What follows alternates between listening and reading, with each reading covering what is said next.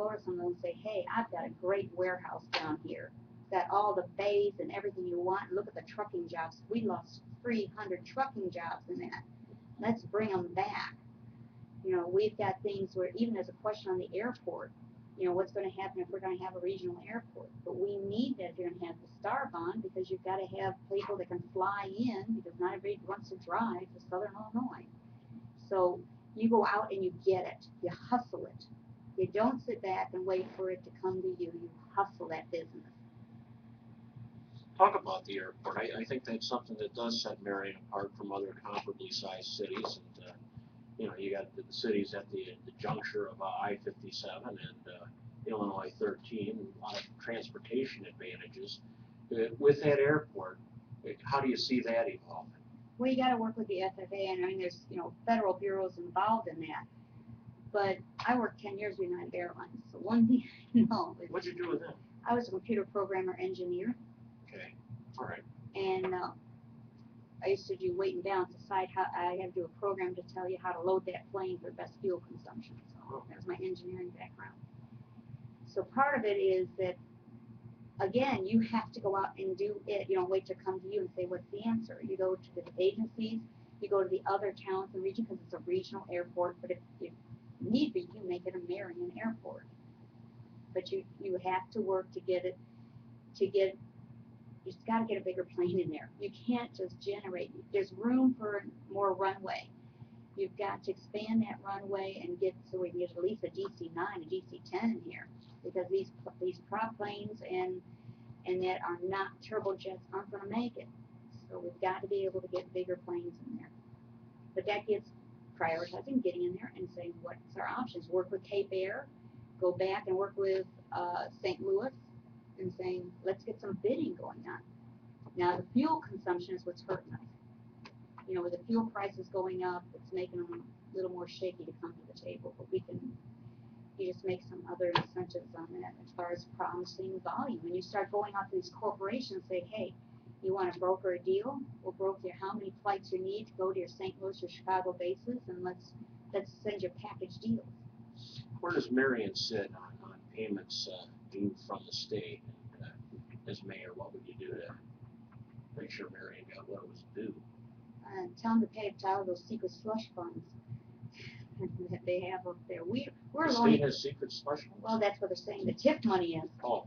That's in this article from the AP as of yesterday, is that the TIF funds are, 1,100 TIFs are secretive slush funds. Okay. I thought you might want that since it's an AP story, but you might want to tag onto that one. But the thing is that you've got, I don't know how far behind because we don't have that information, but I know right now Marion is even floating their payments to a minimum of 30 days out. They say on one hand they have excellent cash flow from the TIFs, and on the other hand they're telling all vendors they need to be at least 30 days out or more. So it's like, okay, are you playing the float? If you're playing the float, then that's just trying to get interest in the bank. Okay, and then we go down that other little tidbit too of which bank. So I think what you have to do with the state is you go, when we got way behind on tax funding for health care, I went to Springfield and I took a box of claims and I went up there and I sat until I got to the powers to be and say, I want claims or I'm shutting down clinics and we got to do this. They found a special fund and suddenly I got $119,000 in a single day delivered. You sometimes just got to go to where it is. Well, I think we're getting near the end of the interview. Is there any way you'd like to sum up why you'd be the best candidate for mayor of Marion? Well, I think the summation is I'm a business person. I don't want to be a 48-year mayor. I want to put in term limits. I want to put in alderman form of government so we have equal representation.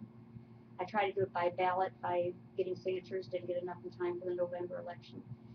So I think that's the next move for Marion too, is that we can have equal representation by having wards serving all areas. Aldermanic districts. Aldermanic districts with rotational terms off, so you have some experience while you bring in new blood and keep it moving.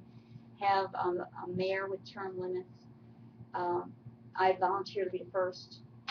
But the other thing is the openness. And I don't say anything that I can't document. and I don't say anything that I won't deliver. One of the things I'm going to do is in the next few days, this is just a tip of the iceberg of what I got. Thousands of pages I'm going to release back to the public. These are public documents achieved for FOIA, but this is the public's business that they have not been allowed to see.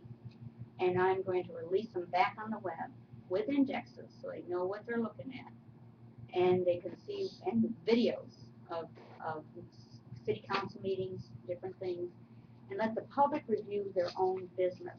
Let them see their own business. And like I said, I don't do something that I don't deliver. And I don't promise. I don't work with anybody, for anybody to work with me.